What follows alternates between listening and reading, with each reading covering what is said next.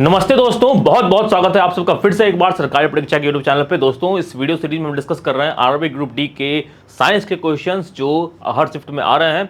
और memory based जो questions होते हैं, तो मेमोरी बेस्ड में एक्चुअली पूरा पता नहीं चल पाता है, बट टॉपिक्स पता चल जाते हैं कौन कौन से टॉपिक्स आ रहे हैं, और टॉपिक्स के साथ साथ लेवल भी बच्चों की बातचीत से पता चल जाता है। तो इन्हीं एनालिसिस पे हम ये जो टॉपिक्स है उनको लेके आते हैं, और साथ ही साथ बताते हैं कि आगे क्या क्वेश्चन एक्सपेक्टेड जो है वो आ सकते हैं। तो दोस्तों, इस वीडियो को आप देखें, ध्यान तक देखें, लास्ट तक देखें, और जो भी आपके जो इश्यूज़ आ रहे हैं या और किस तरह के और टॉपिक्स आप पढ़ना समझना चाहते हैं, वो आप कमेंट सेक्शन में हमें बता सकते हैं। तो स्टार्ट करते हैं आज के एनालिसिस को। एनालिसिस कर रहे हैं हम कब का? हम एनालिसिस कर रहे हैं 16 और 17 सितंबर के क्वेश्चंस का। ठीक है, तो स्टार्ट करते हैं दोस्तों। तो ये तो टॉपिक्स हैं वो आए हुए थे। टॉपिक्स लाइट जो है बहुत ही फेवरेट है आरआरबी ग्रुप डी की। अगर हम इस 2022 की परीक्षाओं की बात करें तो प्रकाश से इतने सारे सवाल आए हैं, न्यूमेरिकल भी आए हैं, और जो थ्योरेटिकल पार्ट है वो भी काफ़ी सारे इसमें पूछे गए हैं। तो ये देख सकते हैं क्या क्या सवाल आए हैं। न्यूमेरिकल भी आया है, रिफ्रैक्टिव इंडेक्स वगैरह से बेस्ड सवाल आते रहे हैं। How sky looks from moon, ये जो सवाल पहले भी आ चुका है इस तरह से, क्या अंतरिक्ष से आसमान कैसा दिखता है। तो उसका भी उत्तर क्या होगा दोस्तों? इसका भी उत्तर क्या होगा? स्काई दिखता है हमको कैसा? काला दिखता है। ठीक है, ब्लैक दिखता है। क्यों दिखता है ब्लैक?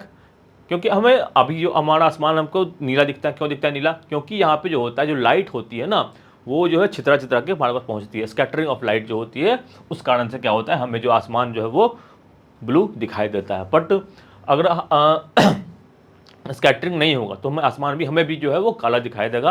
अगर एयर नहीं रहेगा, हवा नहीं रहेगा, तो हमें भी आसमान काला दिखाई देगा। हवा है इसलिए हमें आसमान नीला दिखाई देता है। और जो मून है, मून को भी क्या होता है कि जो आसमान है वो क्या दिखाई देता है, वहाँ पे हवा नहीं है, तो मून को भी आसमान जो है हमेशा काला काला दिखाई देता है। ठीक है, अगला सवाल पूछ रहा है आपसे कि maximum deviation from which light रे, सबसे ज़्यादा डेविएशन, सबसे ज़्यादा मुड़ता है वो कौन सा प्रकाश की किरण होती है। तो हमने चर्चा की थी प्रिज्म वाले फिनोमेना की। ठीक है, जो प्रकाश की किरणें यहाँ पर पड़ती हैं, तो सबसे ज़्यादा डेविएशन किसका होता है दोस्तों? सबसे ज़्यादा डेविएशन होता है किसका? वायलेट कलर का। और सबसे कम किसका होता है? सबसे कम होता है दोस्तों लाल कलर का। ठीक है, सबसे अधिक किसका होता है? वायलेट का। सबसे कम होता है किसका? लाल कलर का। प्रिज्म से प्रकाश की किरण जब पास होती है तो डिस्पर्सन ऑफ लाइट नामक फिनोमेना होता है। क्या होता है? डिस्पर्सन होता है। और डिस्पर्सन के बाद क्या होता है दोस्तों? सबसे अधिक जो झुकाव होता है वो तो वायलेट का, सबसे कम होता है लाल का। और ये किस पे आधारित होती है? इसका तरंगदैर्घ्य जो लाइट का होता है उस पर आधारित होती है, वेवलेंथ पर आधारित होती है। तो लाइट का वेवलेंथ क्या होता है? लाइट का वेवलेंथ क्या होता है दोस्तों? सबसे अधिक होता है। और सबसे अधिक होता है इसलिए सबसे कम ये मुड़ता है। वायलेट का वेवलेंथ क्या होता है? सबसे कम होता है इसलिए सबसे कम ये मुड़ता है। इसका कितना होता है? लगभग 700 नैनोमीटर होता है इसका। और वायलेट कितना होता है? 400 नैनोमीटर होता है। ठीक है, ये 700 700 और ये 400 700 होता है। ठीक है,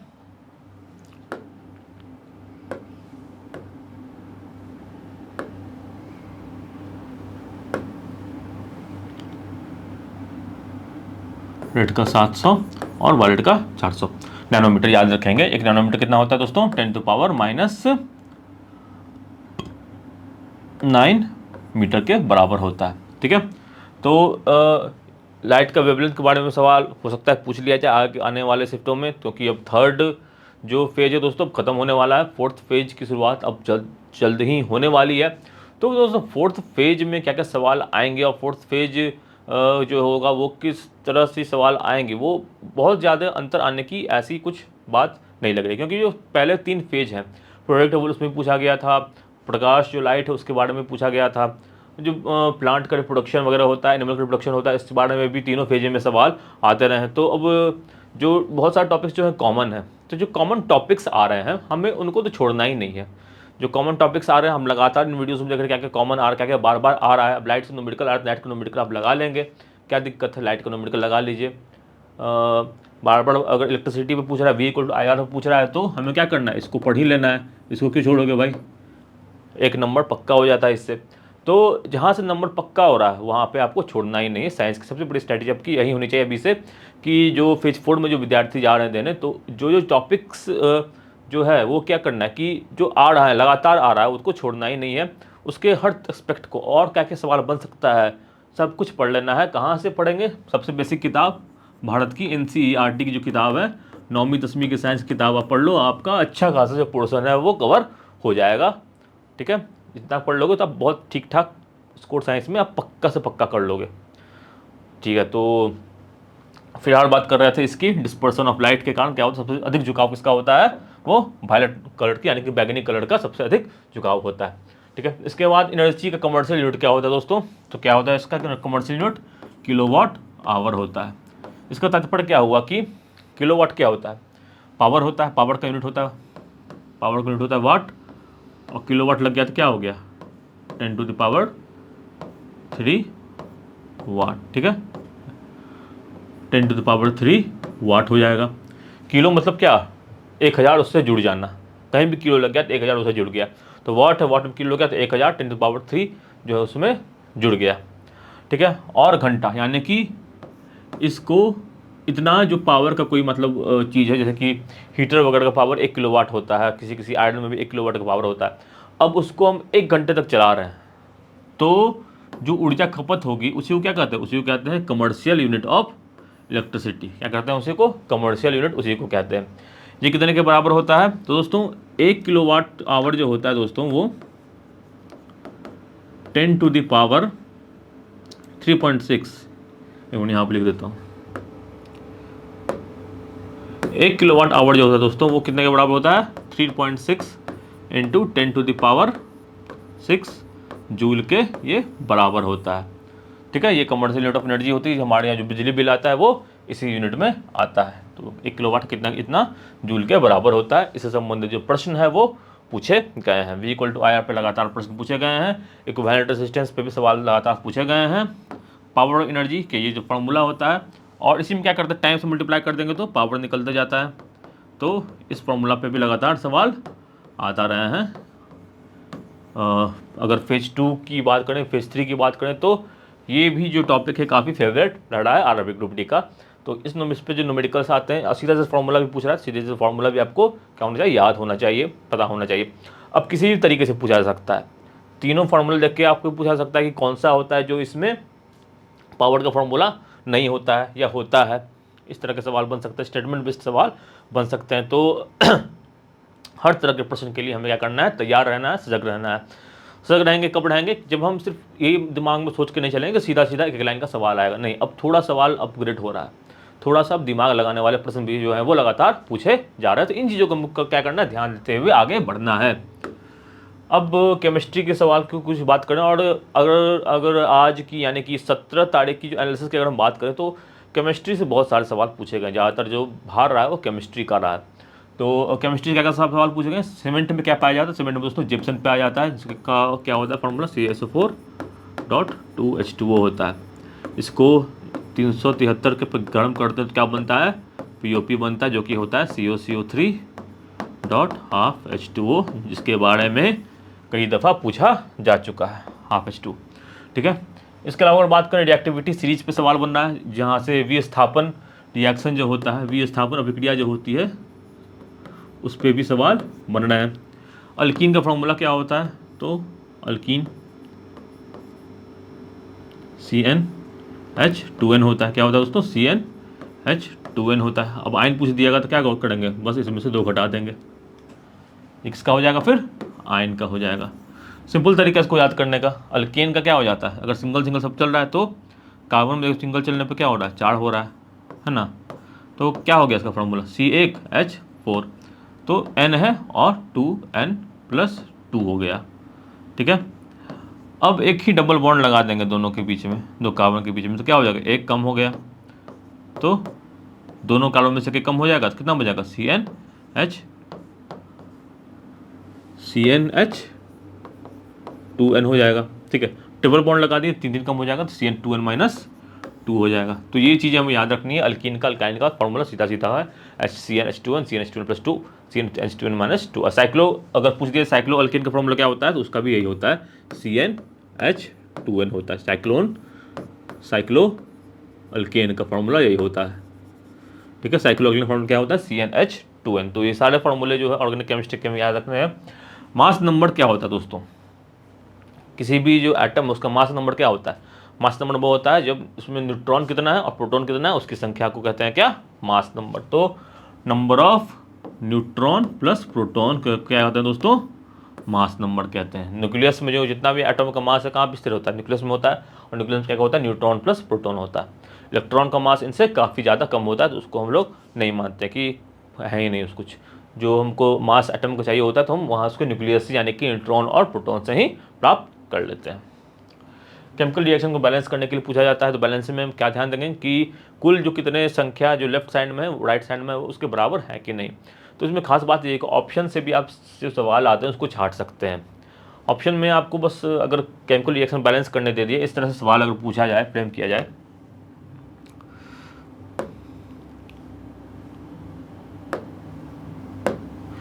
इस तरह से अगर सवाल पूछ दिया जाए कि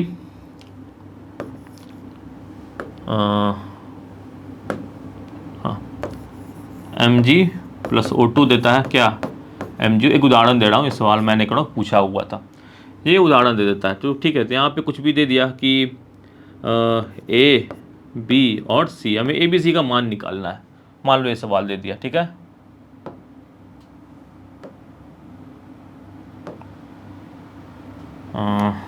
इस पे थे ना, हाँ,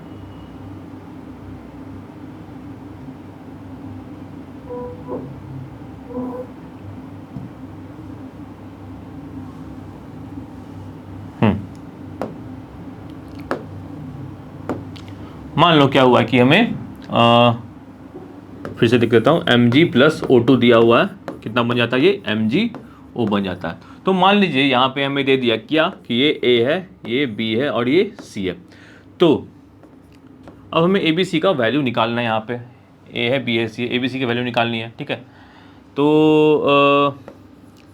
अब हम यहाँ पे क्या देखेंगे कि जो Mg है, जो मैग्नीशियम और ऑक्सीजन दोनों साइड कितना कितना है, ठीक है। दूसरे कलर से थोड़ा सा मेंशन कर देते हैं, A, B और C, ठीक है, हाँ। तो अब हमको निकालना है ABC का वैल्यू। अब हम क्या देखेंगे, ऑप्शन में तो दिया ही रहेगा वैल्यू, अगर हमको उतना नहीं समझ में आ रहा, बैलेंस करने में समय लग रहा है, तो ऑप्शन में तो वैल्यूज़ दिए होंगे। तो ऑप्शन में हम देख लेंगे कि क्या क्या पुट करने पे जो है वो ये बैलेंस हो रहा है, ठीक है। तो ऐसे क्या होगा, 2Mg प्लस O2 देता है 2MgO। तो अगर ऑप्शन में आपको 2 1 2 दिखेगा, आप उसको टिक मारोगे, तो 2 1 2 कैसे दिखेगा, अगर आपको सीधा सीधा नहीं बन रहा है, ये तो आसान सीधा बन जाएगा, बट अगर सीधा नहीं बन रहा, थोड़ा मुश्किल सा इक्वेशन है, तो हम 1 2 वैल्यू पुट करके देखेंगे, उत्तर जो है वो एलिमिनेट करके भी हम निकाल पाएंगे। तो हमें क्या मतलब है, हमें तो उत्तर से मतलब है, उत्तर निकालने से मतलब है, किस रास्ते से आए उससे फिलहाल मतलब नहीं है, क्योंकि रेलवे की नौकरी चाहिए। तो हमें क्या करना है कि थोड़ा सा अपने दिमाग का भी इस्तेमाल करना है, और क्योंकि वही एक्सपेक्ट भी करता है, कोई भी एग्जामिनर आपसे प्रश्न पूछता है तो ये नहीं चाहते कि आप पूरे मेथड लगा के उसको सॉल्व कर दो। और गणित के भी सवाल की बात करें तो गणित में अगर कोई सवाल को आपसे पूछ रहा है, तो वर्क एनर्जी पावर का पूछ रहा है, तो आप ट्रेडिशनल मेथड लगा करके उसको बनाने लगोगे, समय लग जाएगा। आपको थोड़ा बहुत आपको अपना दिमाग लगाओगे, थोड़ा बहुत हो सकता है ऑप्शन से एलिमिनेट कर दोगे, तो आप जल्दी निष्कर्ष तक पहुँच पाओगे। तो जो एग्ज़ाम लेता है वो ये भी एक्सपेक्ट करता है कि आपके प्रेजेंस ऑफ माइंड जो है वो किस तरह का है, आप किस तरह से चीज़ों को सोच रहे हैं, ठीक है। तो ये चीज़ को आपको क्या करना है, ध्यान में रखना है। तो ठीक है, तो इस तरह से सवाल निकाल सकते हैं। नॉन मेटालिक ग्रुप्स कौन सा होता है, उसका उत्तर हो जाएगा हैलोजन, जो कि ग्रुप 17 होता है, ठीक है। इसके अलावा और भी इस तरह के सवाल पूछा गया था कि ग्रुप 7 में जो एलिमेंट होते हैं उनका बाहर में आउटर नंबर ऑफ इलेक्ट्रॉन्स जो होते हैं वो कितने होते हैं, या कोई भी एक से पर्टिकुलर ग्रुप देके पूछ दिया गया था कि इसमें कितने, मतलब कितना, कौन कौन से जो इस ग्रुप के एलिमेंट हैं या कौन कौन से इस एलिमेंट के ग्रुप नहीं है। इस तरह के सवाल पीरियोडिक टेबल से पूछा जा रहा है। पीरियोडिक टेबल तो भाई इनका फेवरेट हो ही गया। अब क्या करते हैं दोस्तों, आगे बढ़ते हैं। तो ये बायोलॉजी को सवाल पूछा गया, तो फोटोसिंथेसिस पे सवाल स्टेटमेंट बस पूछा जा रहा है, सीधा सीधा आपसे ग्लूकोज का फॉर्मूला भी कई बार दफ़ा पूछ दिया गया है, तो ये तो भूलना ही नहीं है।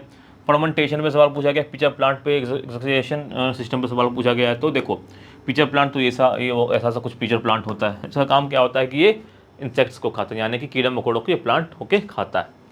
तो आपके मन में सवाल आ सकता है कि ये जो, ठीक है, पिचर प्लांट क्या होता है कि ये कीड़ा मकोड़ों को खा रहा है, बट क्या ये प्रकाश का संश्लेषण नहीं करता है, क्या ये प्रकाश का संश्लेषण करता है या नहीं करता है, क्योंकि खाना तो उसको कीड़ा से मिल रहा है, तो ये इसको फोटोसिंथेसिस करने की क्या आवश्यकता है, बट ये भी फोटोसिंथेसिस करता है। आप देख सकते हो हरी पत्तियाँ इसके पास भी होती हैं। बट तब फिर कि कीड़ा मकोड़ा क्यों खाता है, क्योंकि आप देखो कि जैसे कि हमें क्या चाहिए होता है, हमें कार्बोहाइड्रेट के अलावा फैट भी चाहिए होता है, हमें विटामिन भी चाहिए होता है, हमें प्रोटीन भी चाहिए होता है, अन्य मिनरल्स भी चाहिए होते हैं।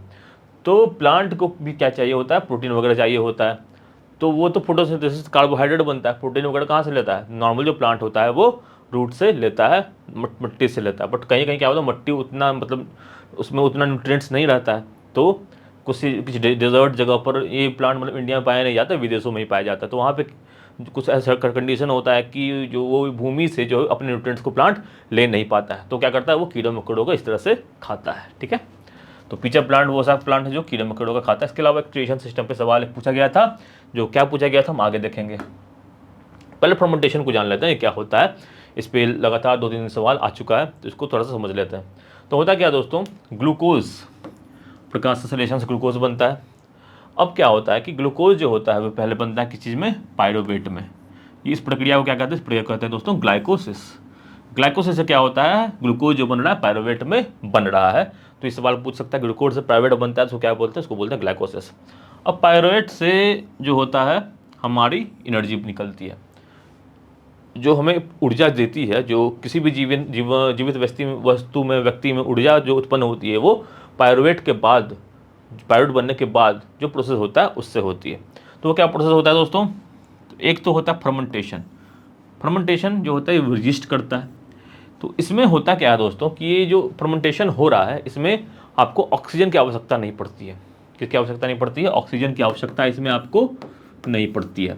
ये फर्मेंटेशन जो होता है और क्या प्रोडक्ट देता है, ये देता है एथेनॉल यानी कि C2H5OH देता है, और CO2 देता है, और एनर्जी देता है ATP के फॉर्म में, एडेनोसिन ट्राइफॉस्फेट के फॉर्म में एनर्जी देता है ATP। ठीक है, याद रखेंगे। तो ये तो तरीका हो गया यीस्ट के फर्मेंटेशन का। फर्मेंटेशन का ये प्रोसेस होता है, इसी प्रोसेस से जो होता है इथेनॉल यानी कि शराब जो इसी प्रोसेस से बनाई जाती है। तो अब एक और तरीका जो होता है जिसमें ऑक्सीजन की आवश्यकता नहीं पड़ती, जो कि हमारे मसल में होता है, मसल सेल्स में होता है, जिससे क्या होता है कि हमारे शरीर में जो होता है लैक्टिक एसिड बन जाता है। क्या बन जाता है दोस्तों, लैक्टिक एसिड बन जाता है, और हमें लगता है कि हमारा जो घुटना उठना है, हाथ पैर जो है वो क्या कर रहा है, दर्द कर रहा है, लैक्टिक एसिड के फॉर्मेशन से ही। तो ये क्या होता है, जब ऑक्सीजन की कमी हो जाती है, अगर हम बहुत ज़्यादा तेज़ दौड़ रहे हैं या भाग रहे हैं तो क्या हो रहा है, हमारे शरीर में ऑक्सीजन की कमी हो जा रही है। अब ये ऑक्सीजन की कमी अगर हो जा रही है तो क्या हो रहा है, अब ऑक्सीजन तो हमको चाहिए, हमको एनर्जी तो जनरेट करना है धीरे धीरे। तब उस केस में क्या होता है, किसी किसी केस में एनारोबिक रेस्पिरेशन होता है, मतलब बिना ऑक्सीजन के प्रेजेंस के रेस्पिरेशन होता है। और ऐसे ही रेस्पिरेशन से क्या होता है, लैक्टिक एसिड बनता है। ठीक है, तो ये जो प्रोसेस है हमें क्या करना है, हमें याद रखना है। स्टार्च और शुगर से बनता है अल्कोहल, किसमें, फर्मेंटेशन के प्रोसेस में, इसे किण्वन कहते हैं। ठीक है, आगे बढ़ते हैं। एक्सक्रीशन सिस्टम में सवाल दोस्तों पूछा क्या गया था कि जो वृक्क है यानी कि जो किडनी है, किडनी से यहाँ तक जो होता है, मूत्राशय तक जो होता है, वो कौन जो होता है वो ले जाता है मूत्र को। तो उत्तर क्या होगा, उत्तर होता है इसका मूत्र वाहिनी। ठीक है, तो डायग्राम बेस्ड पे सवाल आ रहे हैं। डायग्राम इस तरह के जो है जितने यहाँ हैं आपको NCERT में मिल जाएंगे, उसको आप अच्छे से क्या करना है, पढ़ लेना है। ठीक है, अब इंपॉर्टेंट पॉइंट्स आप देख लेते हैं क्या कैसे पूछा गया है। तो लाइट तो इंपॉर्टेंट है, मैग्नेट से भी सवाल पूछा ही जा रहा है लगातार, इलेक्ट्रिसिटी से भी पूछा जा रहा है, इलेक्ट्रिसिटी से 2 से 3 से 4 5, किसी किसी में 4-5 भी पूछ दिया गया है। रिप्रोडक्टिव सिस्टम एंड हेल्थ से जो पीरियड्स होता है या IVF होता है या जो रिप्रोडक्टिव हेल्थ होता है उस पर सवाल पूछा जा रहा है लगातार। सेल टिश्यूज़ पे पूछा जा रहा है। प्लांट्स पे 1-2 सवाल आ चुका है। प्रोडक्ट टेबल तो फेवरेट है, केमिकल रिएक्शंस एंड टाइप्स, अब ये बहुत ज़्यादा पूछा जा रहा है तो इसको अच्छे से पढ़ लेंगे। ऑर्गेनिक केमिस्ट्री से 1 सवाल बन ही रहा है, डायग्राम बेस्ड सवाल भी देखते हुए चलेंगे NCERT से। ठीक है, तो इन चीज़ों को अच्छा से ध्यान रखेंगे।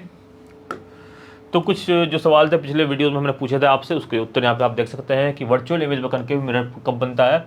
तो कनकेव मिरर है ये वर्चुअल इमेज, आभासी इमेज कब बनाता है दोस्तों, जब फोकस पर ये वस्तु होती है, फोकस लेंथ पे ये वस्तु होती है। ऐसे में जो इमेज बनेगा वो कहाँ बनता है दोस्तों, इसके पीछे बनता है। सी से जो रे ऑफ लाइट जाता है वो क्या करता है, तो सेंटर ऑफ कर्वेचर से जो रे ऑफ लाइट जाता है वो क्या करता है, वो उसी दिशा में वापस आ जाता है। तो 2 लेयर इस तरह से बनेगा, तो यहाँ पे एक वर्चुअल इमेज सा बनेगा। ठीक है, थोड़ा सा इधर बना देता हूँ उसको। फोकल लेंथ पे बन रहा है तो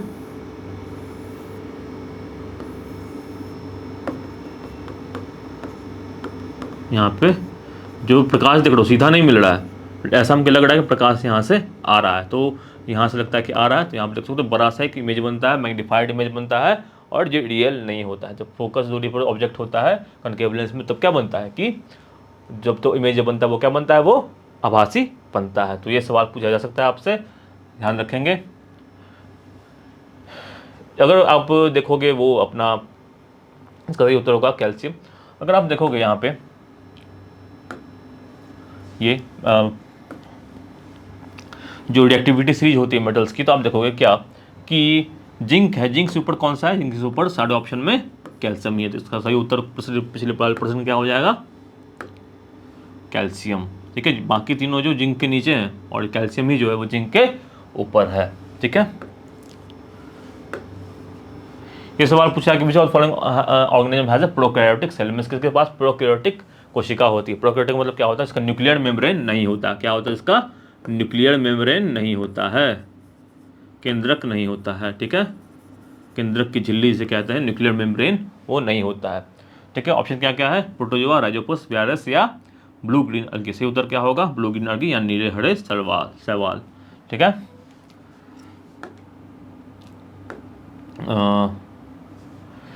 तो दोस्तों ये सवाल एक है जो कहता है कि there are 6 electron, 6 protons and 6 neutrons in atom of element, what is the atomic number of the element.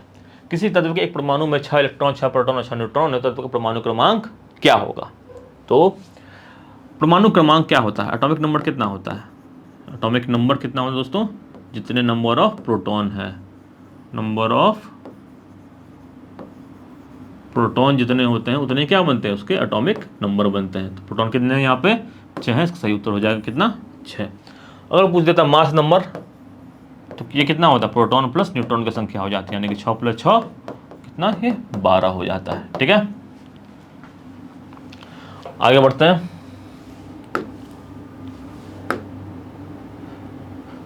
तो एक सवाल आई थिंक रह गया है बीच में, उसको देख लेते हैं यहाँ पे। हाँ, ये सवाल रह गया, बहुत ही इंपॉर्टेंट सवाल है। पहले आप इस सवाल को आप अच्छे से पढ़ लें एक बार, इसके बाद इस वीडियो को ख़त्म करेंगे। क्वेश्चन कहता है कि ए 4.5 centimetre needle is placed 12 centimetre away from a convex mirror of focal length 15 centimetre, point size of the image. 15 centimetre focus दूरी वाले उत्तल दर्पण से 4.5 सेंटीमीटर की सुई 12 सेंटीमीटर की दूरी पर खड़ी रखी गई है। छवि का आकार कितना होगा, 9 सेंटीमीटर, 6 सेंटीमीटर, 1.5 सेंटीमीटर या 2.5 सेंटीमीटर।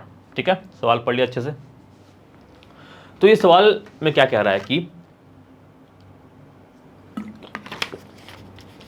एक जो है हमारा क्या है, कॉन्वेक्स मिरर है। कॉन्वेक्स मिरर मतलब इस तरह का जो मिरर है हमारा, एक ये बना हुआ है। ठीक है, अब कह रहा है क्या कि इसमें जो फोकस होता है वो क्या होता है, पीछे होता है। अगर आप वो देखें, जो चिन्ह परिपाटी देखें, तो इसका पता चलेगा इसका जो फोकस होता है वो पॉजिटिव होता है। ठीक है, फोकस दी हुई है कितना, 12 सेंटीमीटर, फोकस कितना होगा, प्लस 12 सेंटीमीटर।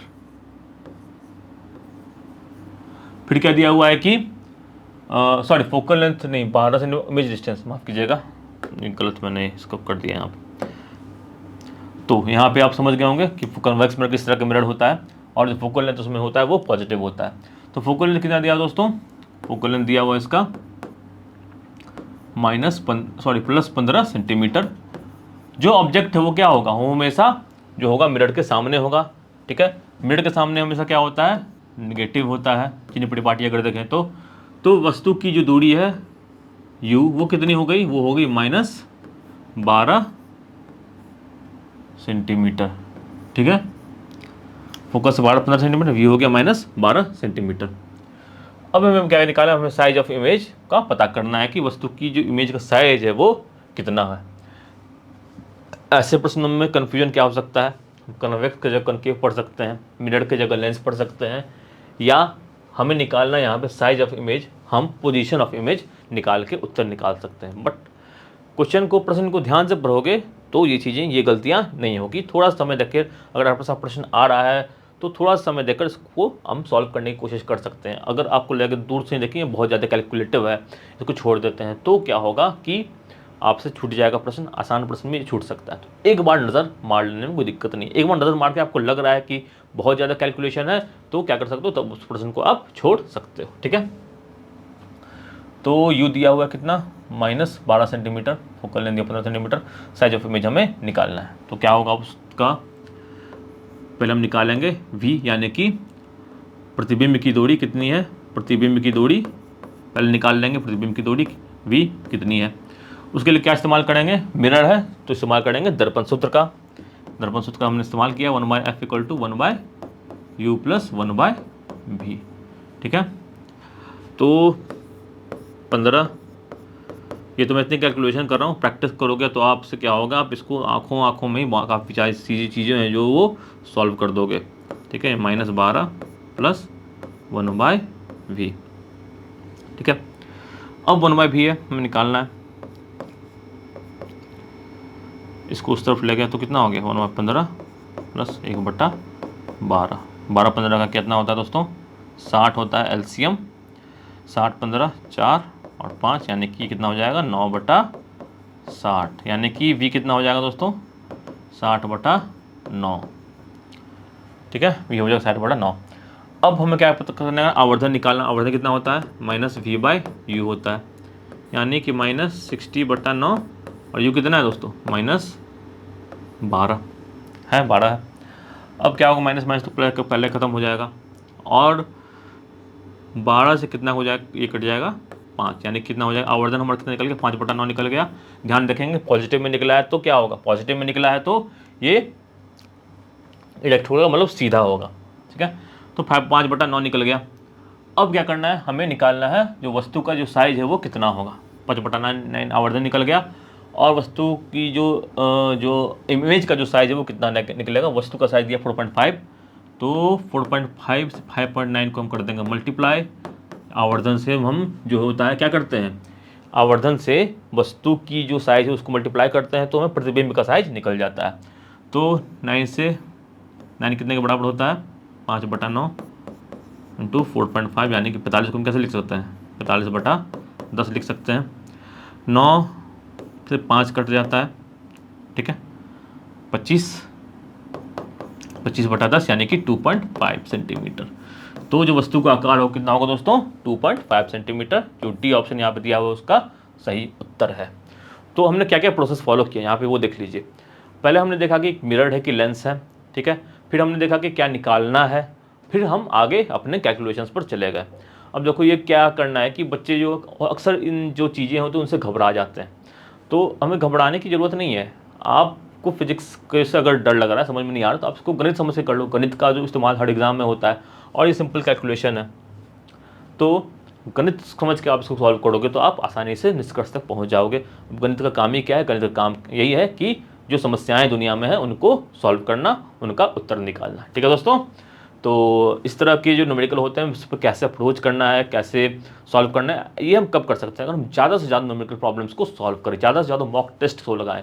तो मॉक टेस्ट आप अनलिमिटेड लगा सकते हैं दोस्तों। सरकारीपरीक्षा.com पे जाएंगे, अनलिमिटेड मॉक टेस्ट लगाने की सुविधा है, जितने चाहे उतने मॉक्स आप लगा सकते हैं। तो दोस्तों इसी के साथ इस वीडियो को करते हैं समाप्त। अगर आपको ये वीडियो सब कुछ अच्छा लगा हुआ है, सारे कंटेंट आपको पसंद आ रहे हैं, तो जिसे ज़रूर लाइक करें, शेयर करें, तो ज़्यादा से ज़्यादा लोगों तक पहुंचाएं। जितने लोगों तक आप पहुंचाओगे उतना अच्छा हमारा स्टूडेंट से संपर्क बनेगा, उतनी अच्छी इस तरह के एनालिसिस हम प्रोवाइड कर पाएंगे। तो आपको ज़्यादा से ज़्यादा लोगों तक इस वीडियो को पहुँचाना है, ये बहुत ही ज़रूरी है। तो इसी के साथ समाप्त करते हैं इस वीडियो को। Thank you, have a nice day. स्वस्थ रहें, सुरक्षित रहें, ग्रुप डी की तैयारी अच्छे से करते रहें। रेलवे में जॉब तो पाके ही लेना है, ठीक है, पाके ही रहना। ओके, तो thank you and have a nice day.